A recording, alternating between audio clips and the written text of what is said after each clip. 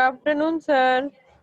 Good afternoon all of you, सभी को good afternoon sir. Good afternoon. कल मैंने पोलर फॉर्म एक्सप्लेन किया था, क्या कुछ इसमें से कोई प्रॉब्लम किसी को?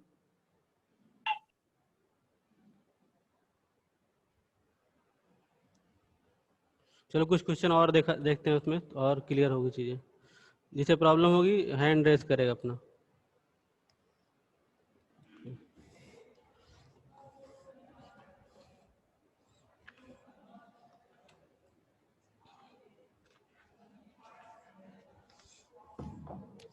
Exercise 5.2 question number 3rd to question number 8. In all questions we have to convert the complex number in polar form. As the question number 3rd, z equals 1 minus I. Z equals comparing with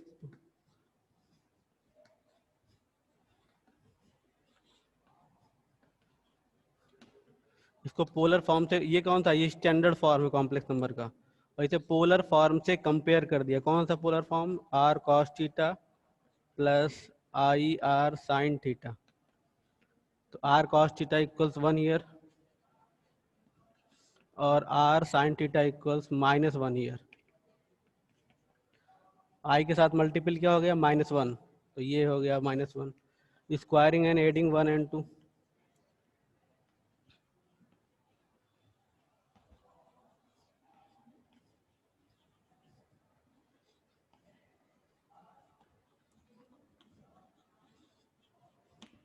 r square cos square theta plus r square sin square theta. Taking r square as a common, cos square theta plus sin square theta, it is 1. And in right hand side 1 square plus -1 square, that is r square equals to 2, or r can be written as √2। और मैंने कल बता रखा है कि r को कभी भी नेगेटिव फॉर्म में रिप्रेजेंट नहीं किया जाता। तो फ्रॉम 1 and 2, फ्रॉम 1 and 2 अगर पूछा जाएगा मॉडुलस वैल्यू क्या होगी, तो ये क्या है? ये मॉडुलस वैल्यू है, मॉड जेड।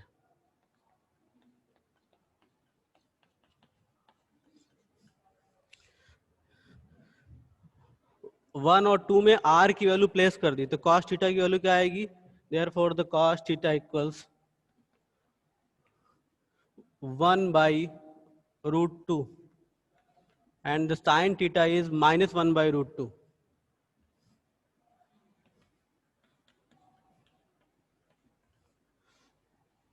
अब इन दोनों को देखकर हम ये कंफर्म कर सकते हैं कि ये किस क्वाड्रेंट में है, और पता चल रहा है कि ये साइन कॉस और साइन कॉस पॉजिटिव और साइन नेगेटिव, ये दोनों कंडीशन फोर्थ क्वाड्रेंट में अप्लाई करती हैं।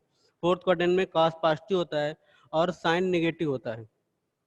फोर्थ क्वाड्रेंट को रिप्रेजेंट करने के दो तरीके हैं।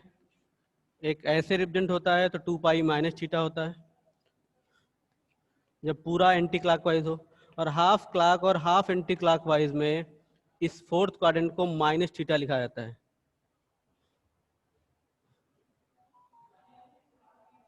ये क्या हो जाएगा? ये -थीटा।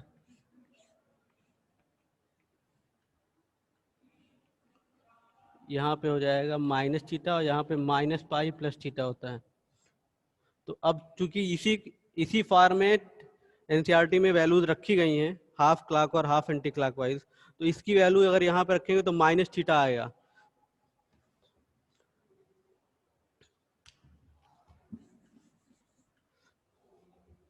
तो हम क्या लिख सकते हैं इसे? दिख रहा नहीं, दिख रहा है इधर।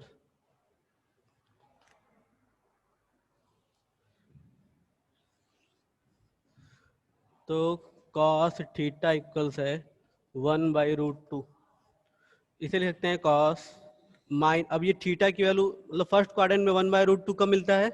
ये मिलता है π/4 पे, तो इसे लिखते हैं -π/4।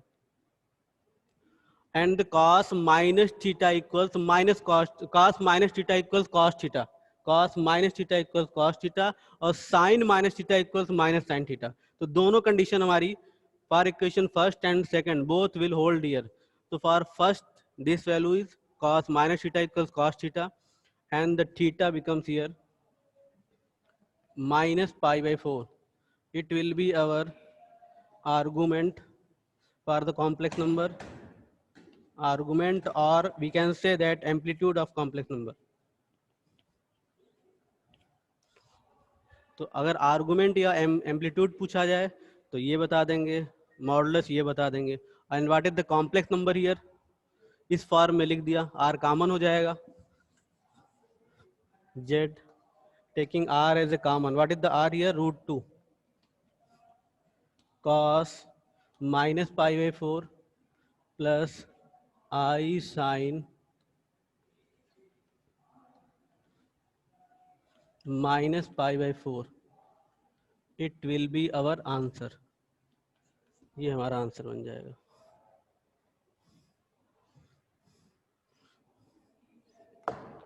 एक दो क्वेश्चन और देखते हैं इसी तरह से. जैसे क्वेश्चन नंबर है इसका फोर्थ और फिफ्थ. तो फिफ्थ टाइप का क्वेश्चन हमने क्वेश्चन नंबर 1 देखा है, तो क्वेश्चन नंबर 4 देखते हैं. क्वेश्चन नंबर 4 में, क्वेश्चन नंबर 4 भी हमारा क्वेश्चन नंबर सेकंड जैसा है. जैसे क्वेश्चन नंबर सेकंड सॉल्व हुआ था, उसमें एक रियल पार्ट निगेटिव और इमेजिनरी पार्ट पॉजिटिव था, वैसा ही ये भी है.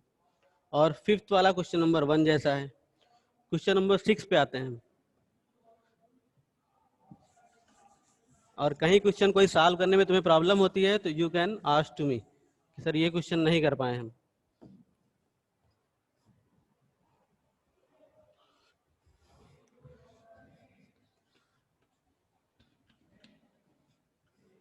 लिखा है -3 only.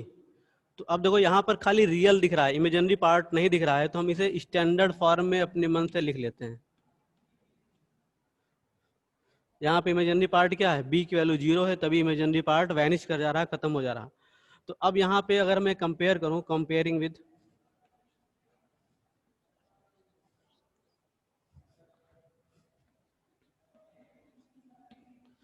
z equals r cos theta plus i r sin theta. तो r cos theta can be written as -3 and r sin theta can be written as 0.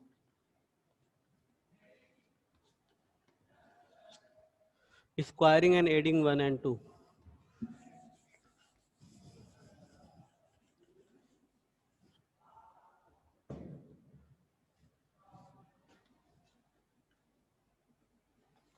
Squaring and adding 1 and 2. R square here, left hand side. R square in right hand side, -3 square plus 0 square. So R square equals 9, R equals 3. तो R की value from 1 and 2, ये हमारा हो गया modulus of Z.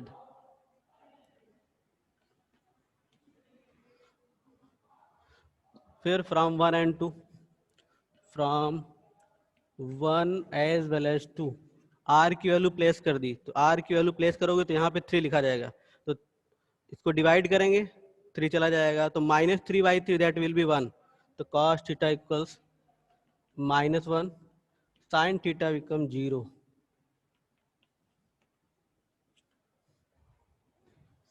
तो अब इन दोनों values को देखकर, cos और sin को देखकर हम ये फिर हमको गेस करना है कि किस क्वाड्रेंट से है. सेकंड क्वाड्रेंट क्या होता है, फर्स्ट क्वाड्रेंट में सारे पॉजिटिव, तो हो नहीं सकता. सेकंड क्वाड्रेंट में साइन पॉजिटिव और cos नेगेटिव, तो ये कंडीशन यहाँ पर आ सकती है. फोर्थ क्वाड्रेंट क्या होगा, फोर्थ क्वाड्रेंट में फिर दोनों निगेटिव. फिफ्थ क्वाड्रेंट में cos पॉजिटिव साइन नेगेटिव, तो ना तो फर्स्ट हो सकता है क्योंकि सब पॉजिटिव होता है, ना तो थर्ड हो सकता है, दोनों नेगेटिव होता है, साइन नेगेटिव दिखा नहीं रहा. फोर्थ भी नहीं हो सकता है क्योंकि वहां पे cos पॉजिटिव होता है, साइन नेगेटिव होता है, तो नहीं है. तो अब ये किस क्वाड्रेंट का की वैल्यू हो गई, it will lie in the second quadrant. ये सेकंड क्वाड्रेंट में लाई करेगा. और सेकंड क्वाड्रेंट में चाहे हम टोटल एंटी क्लॉकवाइज लें या हाफ क्लॉक और हाफ एंटी क्लॉकवाइज लें, both have the same value. कौन सी वैल्यू आएगी, पाई माइनस थीटा फॉर्म में. सो फ्रॉम सेकंड क्वाड्रेंट,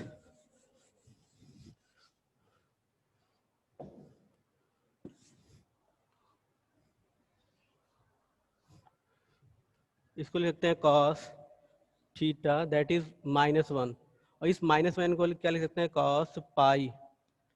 और जब ये वैल्यू हम देखेंगे ये फर्स्ट क्वाड्रेंट में 1 वैल्यू कॉस की कब मिलती है, हमको पता है ये 1 वैल्यू हमको 0 पे मिलती है। तो ये हो गया थीटा का वैल्यू क्या हो गई 0।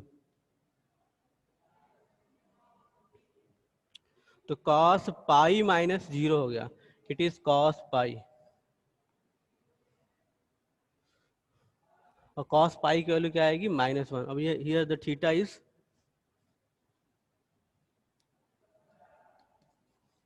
पाई। Pi minus theta, one value कब मिलेगी 0 पे, कॉस 0 इज 1। तो what is the theta here 0। तो pi minus theta that will B pi. It is the argument. So the polar form is that is z equals, placing the value of r and theta here. So r is the 3 cos pi plus I sin pi. It will be our polar form. ये हमारा polar form होगा।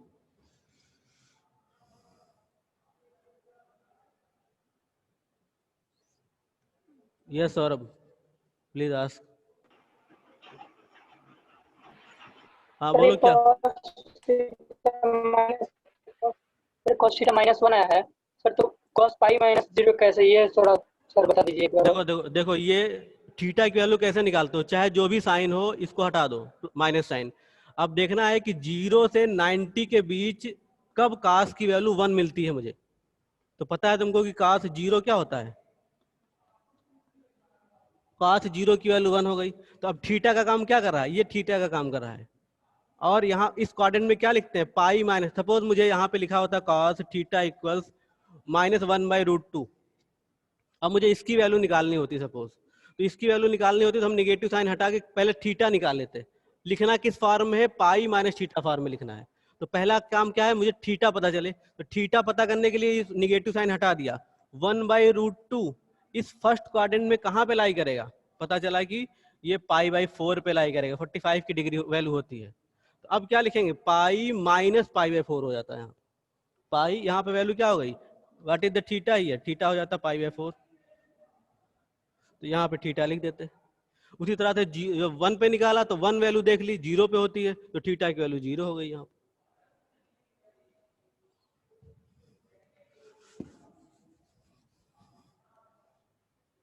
तो ये हमारा answer हो जाएगा इस तरह से। एक और इसमें पार्ट है जिसमें खाली इमेजिनरी पार्ट लिया हुआ है।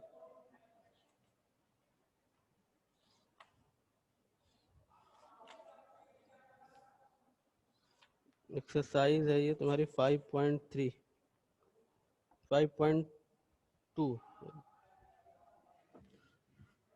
एक पार्ट ऐसा है जिसमें कि खाली इमेजिनरी वैल्यूज पे सॉल्व किया है, उसको देखते हैं। मतलब उसमें आई खाली आ रहा है, हमारा रियल पार्ट एग्जिस्ट नहीं कर रहा है।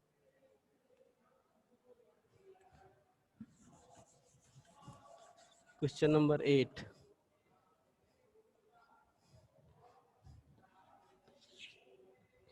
लिखा है z इक्वल्स आई, और इसे स्टैंडर्ड फॉर्म, सबसे पहला काम क्या हो, हमारा कॉम्प्लेक्स नंबर स्टैंडर्ड फॉर्म में होना चाहिए। और यहाँ पे हमको रियल पार्ट नहीं दिख रहा है, तो रियल पार्ट नहीं दिख रहा तो रियल पार्ट बना लेते हैं। i/1 लिख दिया आई की वैल्यू। अब इसे हम कंपेयर कर लेते हैं किससे, पोलर फॉर्म से। z equals r cos theta plus i r sin theta. What is the r cos theta, that will be 0,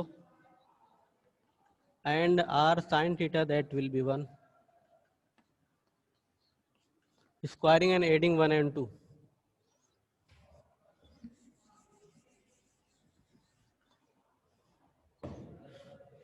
That will be r square equals 0 square plus 1 square. That is r square equals 1 and r equals only 1. अब ये हो गई, इसको हम बोलेंगे modulus of z, that is our r. यहाँ पे are के फॉर्म में। मुझे अब कॉस और साइन को देखना है, तो व्हाट इसमें फ्रॉम 1 and 2 आर की वैल्यू प्लेस की, तो यहाँ वैल्यू प्लेस करोगे cos theta 0/1 that will B 0, यहाँ पे 1 0/1 दैट विल बी 0।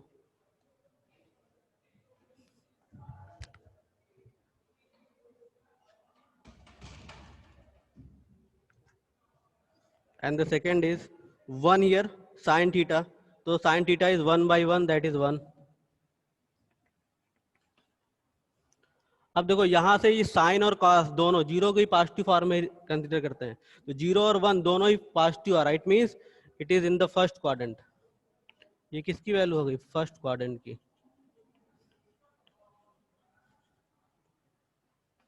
और फर्स्ट क्वाड्रेंट में डायरेक्ट थीटा लिखा जाता है, तो डायरेक्ट थीटा में ये वैल्यू आएगी क्या?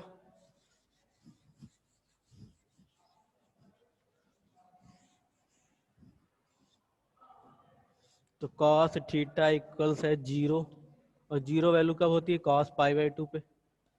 Therefore theta equals π/2, so the polar form is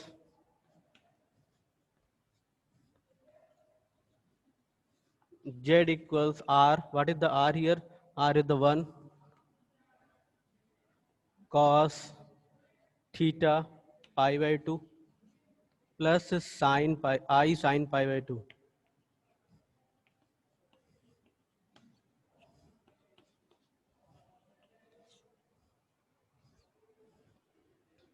It becomes our answer।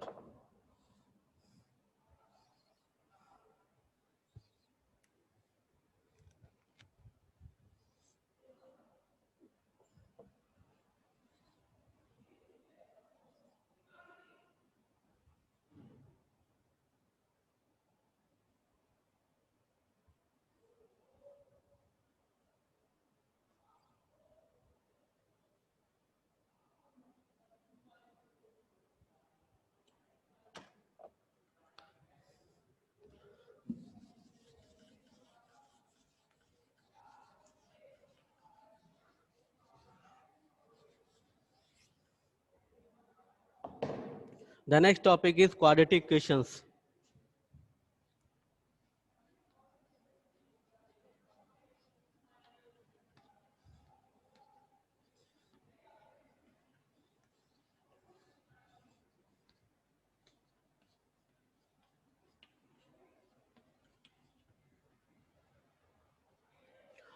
Quadratic equation को सॉल्व करने के फैक्टर मेथड भी होता है, और हम सीधा चार से भी सॉल्व करते हैं।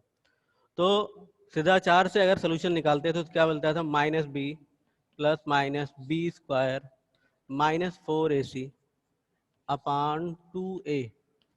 और हमको पता है कि जितने ऑर्डर की इक्वेशन, ये क्या है? सेकंड ऑर्डर की इक्वेशन है, ये ऑर्डर है, उतने ही उसकी वैल्यूज होती हैं। जैसे सेकंड ऑर्डर है तो 2 वैल्यूज मिलेंगी, थर्ड ऑर्डर है तो थर्ड ऑर्डर में क्यूब में इक्वेशन हो तो उसमें 3 वैल्यूज, 3 रूट्स मिलते हैं। Value means roots. जैसे लीनियर इक्वेशन है 1 ऑर्डर की है तो 1 वैल्यू मिलेगी।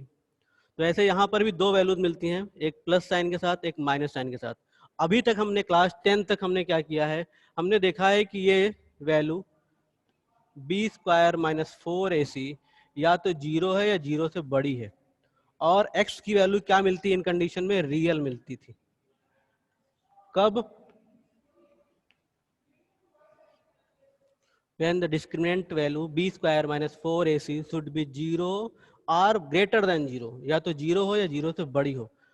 अब यहाँ पर चूंकि हम कॉम्प्लेक्स फॉर्म की बात कर रहे हैं, इमेजिनरीज वैल्यूज यहाँ एग्जिस्ट कर रही हैं, तो यहाँ पर क्या होगा कि यहाँ पर x वैल्यू, ये जो b² -4ac है, when b² -4ac when it is less than 0, ये वैल्यू अगर 0 से छोटी आती है, मतलब ये अगर ये 0 से छोटी आएगी तो क्या आएगा? रूट के अंदर निगेटिव वैल्यू एग्जिस्ट करेगी, और 0 या 0 आएगी तो खत्म हो जाएगा।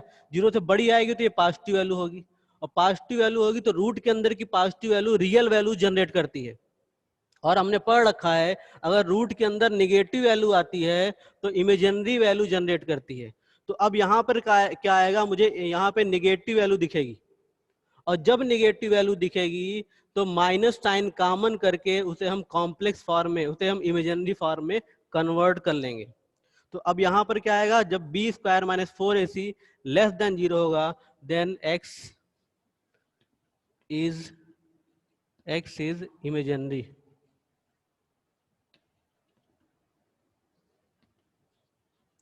x की वैल्यू क्या मिलेगी, इमेजिनरी मिलेगी। तो अब यहाँ पे इसी फॉर्म में, यहाँ पर हमको यहाँ की वैल्यू निगेटिव फॉर्म में दिखेगी, निगेटिव कॉमन करके उसे हम कॉम्प्लेक्स फॉर्म में, उसे इमेजिनरी फॉर्म में कन्वर्ट करते हैं। अब जरा क्वेश्चन देखा जाए तो खुद समझ में आने लगेगा सब कुछ।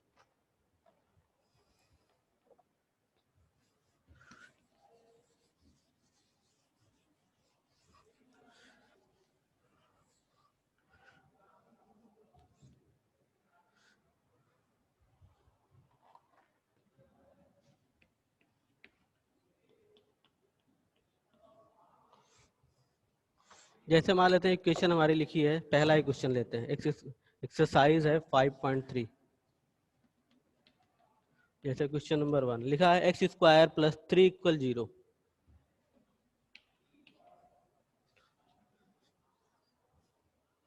अब एक्स स्क्वायर इक्वल्स क्या हो गया, -3। एक्स लिखेंगे तो रूट ओवर हो गया हमारा ये, और यहाँ पे प्लस और माइनस साइन, क्योंकि एक्स स्क्वायर में दो वैल्यूज आएंगी, एक पॉजिटिव साइन के साथ, एक निगेटिव साइन के साथ। एक्स का जब स्क्वायर रूट किया दोनों साइड में, तो ये वैल्यू राइट हैंड साइड में क्या आ गई, रूट में आ गई। और चूंकि ये क्वाड्रेटिक इक्वेशन है, इसलिए दो वैल्यूज इसकी जनरेट करेंगी, दो रूट्स होंगे, एक पॉजिटिव साइन के साथ, एक निगेटिव साइन के साथ। अब देखो, जैसे मान लेते हैं यहाँ पे प्लस और माइनस लिखा है, इस रूट के अंदर की वैल्यू को हम ऐसा लिख सकते हैं, -1 एक और एक 3 एक। -1 और 3, और -1 और 3 को हम दो डिफरेंट रूट्स में काट सकते हैं, तोड़ सकते हैं, एक -1 के साथ और एक √3 के साथ।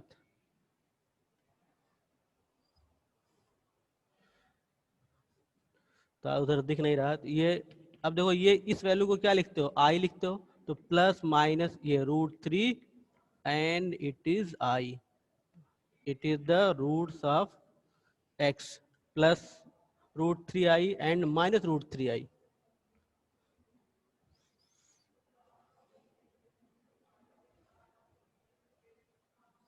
हाँ यस, सौरभ कहाँ पे, एक्स इमेजिनरी कैसे होगा? एक्स इमेजिनरी कैसे हो गया, वही तो बता रहा हूँ। जैसे यहाँ पे दोनों साइड में रूट लिया तो क्या आएगा, देखो दोनों साइड में स्क्वायर रूट लिया तो ये रूट के अंदर आ गया, और चूंकि ये क्वाड्रेटिक इक्वेशन है तो दो वैल्यूज जनरेट करेंगे, एक प्लस साइन के साथ, एक माइनस साइन के साथ। तो प्लस माइनस √3 हो गया। इस √3 को मैं लिख सकता हूँ √-1 × 3, रूट के अंदर जो वैल्यू है -3, इसको ऐसे लिख दिया, -1 और 3। इनको दो अलग अलग रूट में लिख सकते हैं, -1 और √3। -1 एक रूट वैल्यू हो गई, और हाँ यस बोलो, एक वैल्यू क्या हो गई, ये इस फार्म में हो गई और एक इस फार्म में हो गई। इस वैल्यू को हम i बोलते हैं, √1 क्या होता है, that is the i, imaginary value. तो ये इमेजिनरी बन गया, √3 हो गया, i हो गया, और प्लस और माइनस साइन, तो दो वैल्यूज आ गई यहाँ पर। बोलो क्या नहीं समझ में आ रहा है सौरभ? तो इसमें क्वाड्रेटिक इक्वेशन है, -4ac से इसमें क्या रिलेशन है एक्स का? मैं समझ नहीं पा रहा हूँ, फिर से बोलो क्या बोल रहे हो, क्वाड्रेटिक इक्वेशन क्या? तो इसमें b स्क्वायर -4ac है, इसमें x की वैल्यू इमेजिनरी, ये तो समझ में आ रहा है सर कि यहाँ से x की हाँ, वैल्यू इमेजिनरी आ रही है। देखो यहाँ पर जो वैल्यू आई, मैं ये तो जनरल फॉर्म बता रहा हूँ कि यहाँ पे क्या होता है। जैसे हमारा यहाँ पे तो, जैसे इस फॉर्म में क्या है तुम्हारा, ये हमारा ये वाला पार्ट नहीं एग्जिस्ट कर रहा है। वहां पे मैंने ये बताया कि अगर जनरल इक्वेशन हमारी इस फॉर्म की है, तो अभी तक हम क्या करते थे, ऐसे लिखते थे सिद्धाचार में 2a। तो अब यहाँ पर जो वैल्यू आती थी रूट के अंदर की वैल्यू, वो क्या होती थी, या तो 0 या 0 से बड़ी हुआ करती थी क्लास 10 तक। और उस कंडीशन में जो x की वैल्यू आती थी वो रियल आती थी। रियल माने इमेजिनरी पार्ट उसमें इन्वॉल्व नहीं होता था, खाली प्योरली रियल होती थी। अब यहाँ पर क्या मिलेगा, इस कॉम्प्लेक्स नंबर में हमें ये जो रूट के अंदर की वैल्यू है, ये हमारी इमेजिनरी दिखाएगी। यहाँ पर ये इमेजिनरी वैल्यू होगी। तो सॉरी, इमेजिनरी होगी कैसे, क्योंकि यहाँ का जो पार्ट होगा रूट के अंदर का पार्ट, वो 0 से छोटा होगा। अब जब 0 से छोटा होगा तो निगेटिव वैल्यू जनरेट करेगा, और जब निगेटिव वैल्यू जनरेट करेगा तो रूट के अंदर की निगेटिव वैल्यू को इमेजिनरी फॉर्म में लिखते हैं, तो ये इमेजिनरी वैल्यू हो जाएगी। तो अब यहाँ पर जो फॉर्म आएगा क्या मिलेगा, अगर होगा तो ये रियल हो गया, ये इमेजिनरी हो गया, कॉम्प्लेक्स फॉर्म में वैल्यू आएगी। अब जैसे इसी को लिख सकते हैं, हम क्या लिख सकते हैं, x equal 0 plus minus root 3i, तो कॉम्प्लेक्स फॉर्म बन गया 0 प्लस माइनस रूट 3i, ऐसा लिखा जा सकता है। सर हाँ यस, तो ये नीचे क्या लिखे हैं, then x is then x is imaginary when b square minus 4ac is less than 0, then the value of x or roots of x is imaginary।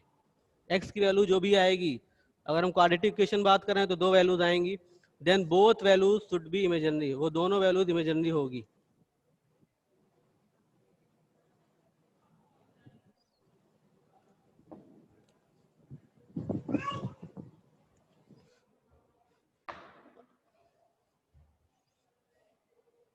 अब यहाँ पर इस फॉर्म में भी निकाल सकते थे, लेकिन यहाँ पर क्या है, यहाँ पर बी वाला पार्ट मेरा एग्जिस्ट ही नहीं कर रहा है।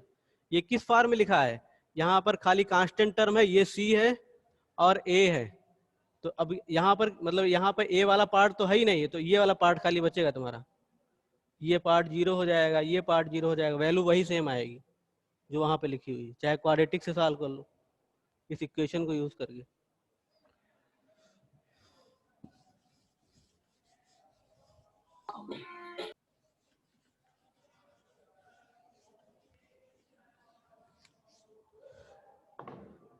एक दो क्वेश्चन और इसके देखते हैं जो कि प्रॉपर फॉर्म में है, ax square plus b x plus c form में, उसको कैसे सॉल्व किया है।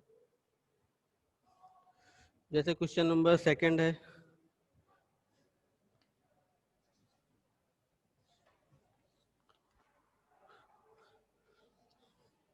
ये लिखा है 2x square plus x plus 1 equal 0। Compare कर लिया, comparing with ax square plus bx plus c equal 0। What is the a here? A is 2, b is 1 and c is also 1. So x equals minus b plus minus root over b square minus 4ac upon 2a by Sridharacharya formula. So from here x equals minus, what is the b here, 1, so minus and b place value of b, that is 1, फिर again plus and minus sign, root over b square, that is 1 square, that is 1, minus 4, what is the a, 2, and what is the c, 1, upon 2 and again a is 2 here। अब जरा देखो इसको, therefore x can be written as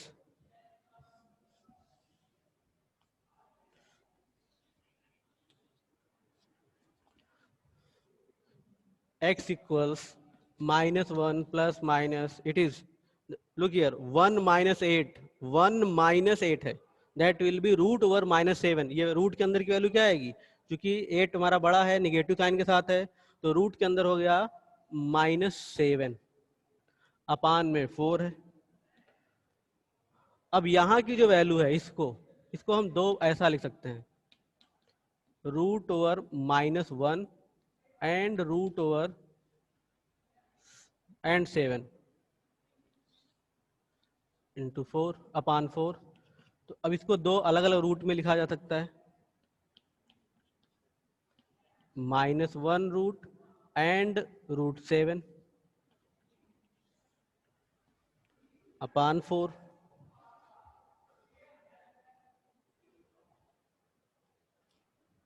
अब देखो ये value क्या है, ये इतना पार्ट, ये हमारा आई का काम कर रहा है, हमको पता है कि ये आई रिप्रेजेंट करता है, तो अब हो गया -1 प्लस माइनस रूट 7 आई अपान 4, ये x की वैल्यू हो गई। अब x की दो वैल्यूज हैं यहाँ पर, एक है पॉजिटिव साइन के साथ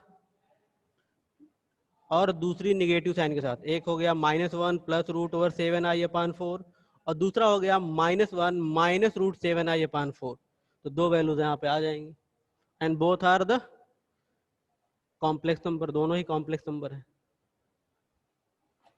अभी तक क्लास 10 तक यहाँ पे रूट आ जाता था तो हमको दिक्कत होने लगती थी, हम कहते थे कि ये वैल्यू हम इसको आंसर नहीं निकाल पाएंगे।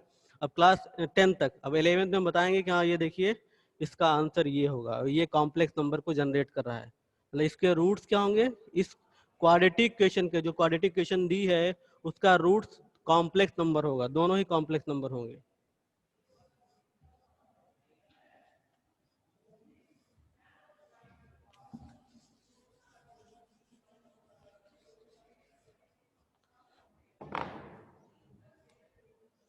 जैसे question number 4,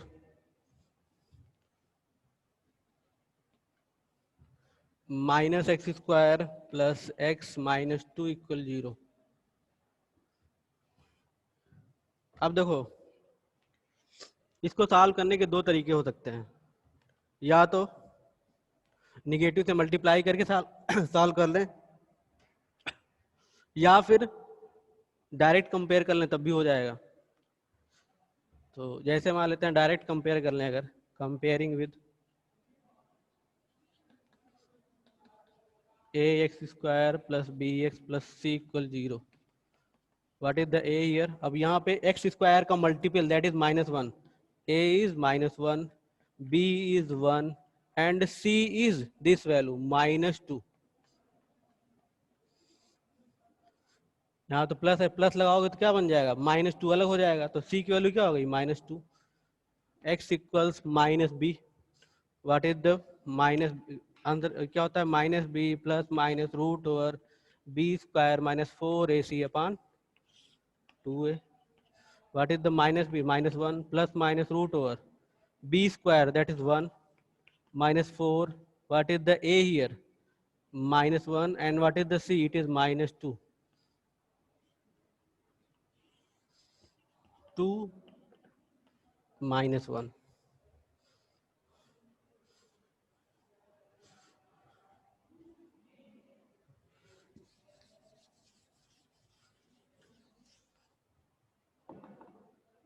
Therefore it is x equals -1 plus minus, अब यहाँ पे देखो ये भी हो जाएगा 1 और ये निगेटिव निगेटिव मल्टीप्लाई होके पॉजिटिव, तो 4 into 2 that will be 8, 1 minus 8 that is root over -7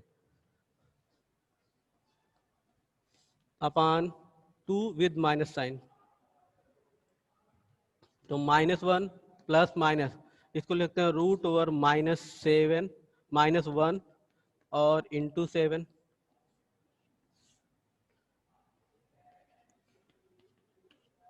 -1, तो -1 प्लस माइनस, इसको फिर से रूट ओवर -1 लिखा और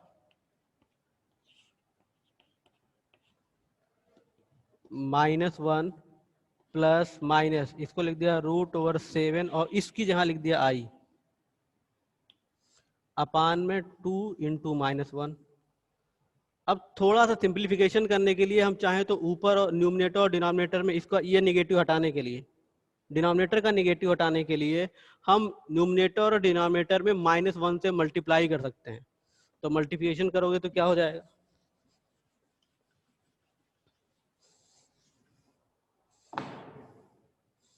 तो x equals -1 with this value -1 plus minus root 7i, और डिनोमिनेटर में खाली 2 हो गया, न्यूमरेटर और डिनोमिनेटर में -1 से मल्टीप्लाई कर लिया। क्यों, क्योंकि हम चाहते हैं कि ये नेगेटिव साइन यहाँ से हट जाए। अब देखो इस -1 का यहाँ मल्टीप्लिकेशन गया तो ये प्लस हो गया, और यहाँ पर साइन चेंज हो जाता है, चेंज हो जाने का मतलब क्या हो गया, माइनस प्लस हो गया, रूट ओवर 7i अपॉन 2।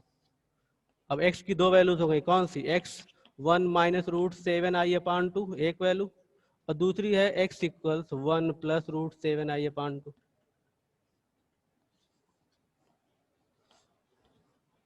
चाहे ऐसा आंसर लिखो, चाहे ये दो अलग अलग करके लिखो।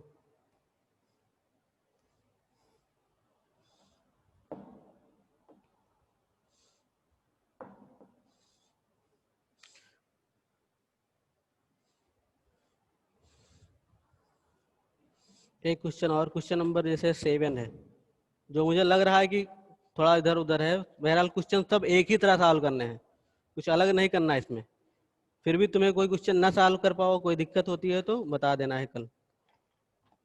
Question number 7,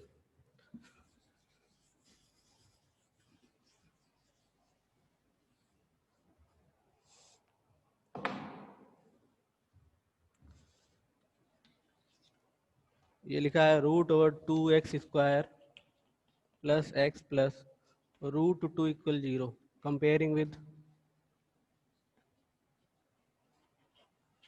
ax² standard form से कंपेयर कर लिया। What is the a, that is √2, what is the b, that is 1, and what is the c, √2।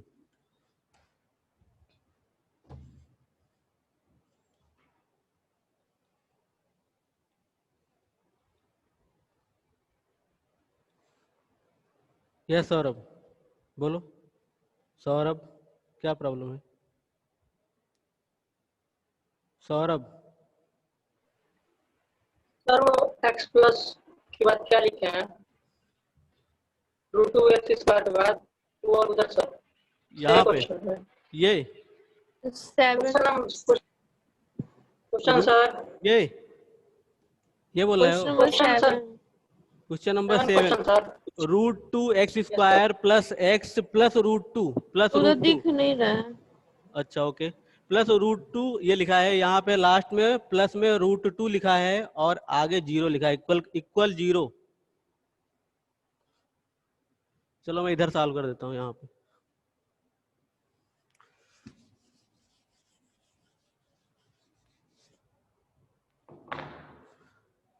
यहाँ से मैंने लिखा है, कंपेयर कर लिया किससे, ax² plus bx plus c से। तो what is the value of a, that is √2, b is also 1 and c is √2। फिर यही सिद्धाचार के फार्मूले से x equals -b, that is -1, plus minus b² that is 1, -4a √2 and c it is also √2।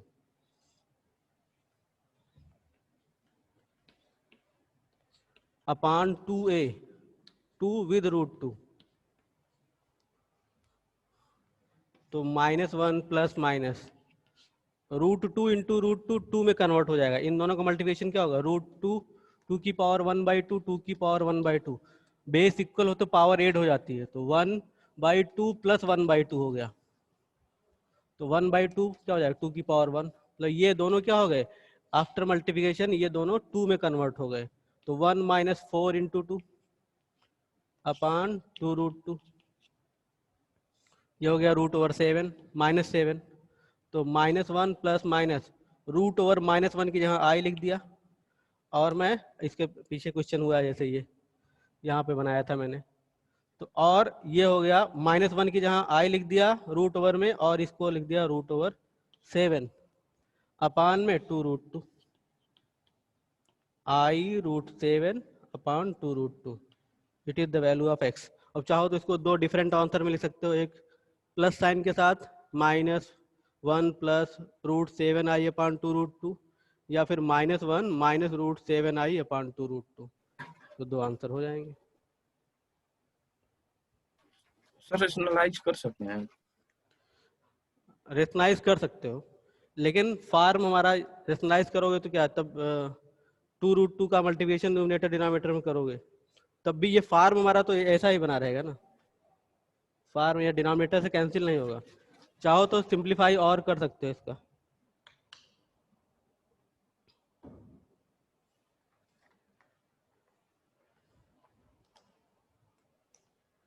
Time है तुम्हारे पास? चलो देखो, इसमें एक रूल होता है, कल मैं डिस्कस करूंगा थोड़ा सा।